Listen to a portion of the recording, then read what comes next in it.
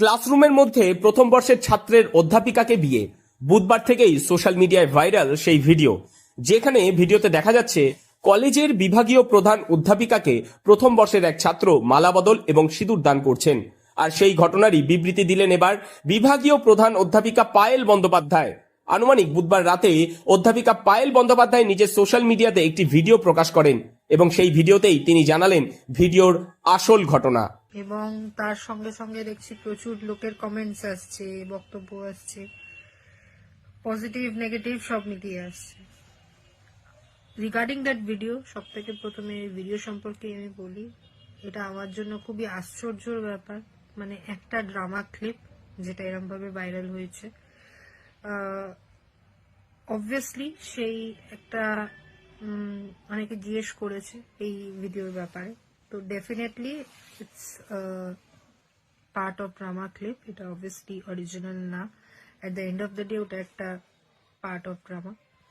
এবং আরো অনেক ভিডিওস আমাদের আছে, ডিপার্টমেন্টাল নাচ গান, যেখানে স্টুডেন্টরা নাচ করছে, গান করছে, আমিও পার্টিসিপেট করি বাচ্চাদের সামনে। আমাদের অন্য ফ্যাকাল্টি আছে, তারাও পার্টিসিপেট করে নাচ গান ড্রামা সবকিছুতে। কিন্তু আমার জন্য আশ্চর্য ব্যাপার এটাই কি নাচ গান এইসবের ভিডিও ভাইরাল না হয়ে শুধু পার্টিকুলার একটা সাইকো ড্রামার থেকে একটা কিছু কিছু ক্লিপস ধরে ধরে সেগুলোকে ভাইরাল করা হলো। এটাই আমার জন্য আশ্চর্য ব্যাপার। এবং এটা কে করেছে, কি উদ্দেশ্য নিয়ে করেছে, সেই ব্যাপারে আমি আর যাচ্ছি না, আমি বলতে চাইছি না। এটার জন্য অথরিটিস আছে যাচাই করার জন্য, ওরাই যাচাই সত্যিটা বের করবে। আমার পুরো বিশ্বাস আছে অথরিটিস এর ওপর, ওরাই যাচাই করে বের করতে পারবে যে কে করছে, কি উদ্দেশ্য নিয়ে করেছে, ভিডিওস গুলো ভাইরাল করেছে।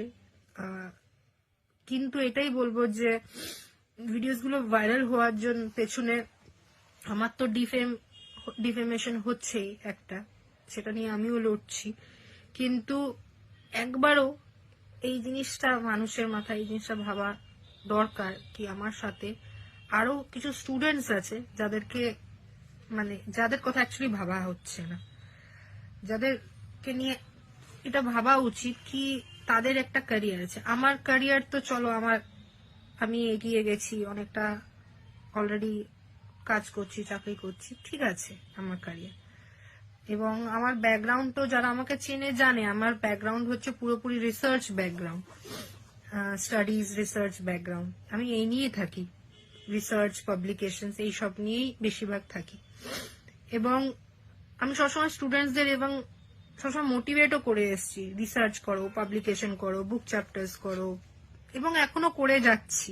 এখনো স্টুডেন্টদের সাথে রিসার্চ নিয়ে কাজ করছি, স্টুডেন্টসদের নিজের সঙ্গে ইন্টারন্যাশনাল কনফারেন্সে নিয়ে যাচ্ছি, বিভিন্ন কনফারেন্সে নিয়ে গিয়ে ওদের দিয়ে প্রেজেন্টেশন করাচ্ছি যাতে ওদের কনফিডেন্স বুস্ট হয়, প্রেজেন্টেশন করে যাতে ওরা অডিয়েন্সকে ফেস করতে পারে, ওদের পার্সোনালিটি ডেভেলপমেন্টের জন্য কি করা উচিত। তো এই সব নিয়ে আমি, সবাই জানে সেটা, মানে আমার অথরিটিও জানে, আমার কর্তৃপক্ষ জানে, আমার স্টুডেন্টস জানে, সবাই এই ব্যাপারগুলো জানে।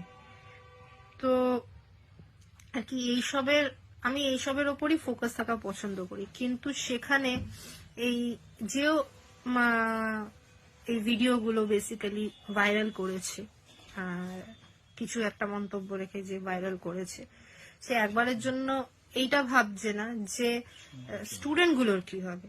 আমার তো ক্যারিয়ারে আমি চলে গেছি, কিন্তু তাদের একটা ক্যারিয়ার আছে, তাদের একটা ফিউচার আছে, তো তাদের একটা মেন্টাল স্টেট আছে।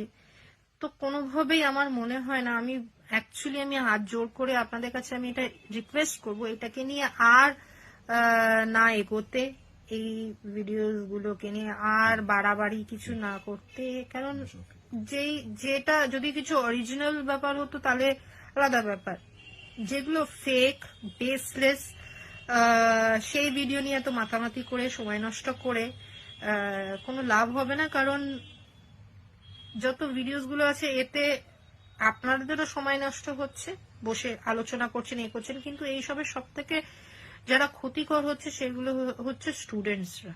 তিনি জানান, কলেজে আয়োজন করা হয়েছিল একটি নাটকের, আর সেই নাটক থেকেই প্ল্যান করে নাটকের বেশ কিছু অংশ কাটছাট করে ভিডিও প্রকাশ করে বিতর্ক তৈরি করা হয়েছে বলেও দাবি করেন তিনি, এবং যার জেরে নিজের এবং বিশেষ করে ভিডিওতে থাকা সেই পড়ুয়াদের সম্মান নষ্ট হয়েছে বলেও দাবি করেন অধ্যাপিকা। পাশাপাশি তাকে ছুটিতে পাঠানোর জন্য ঊর্ধ্বতন কর্তৃপক্ষকেও ধন্যবাদ জানিয়েছেন তিনি। তবে অধ্যাপিকার এই দাবি কতটা যুক্তিপূর্ণ তা খতিয়ে দেখছে বিশ্ববিদ্যালয় কর্তৃপক্ষ। নদিয়া থেকে মৈনাক দেবনাথের রিপোর্ট, লোকাল 18 বাংলা।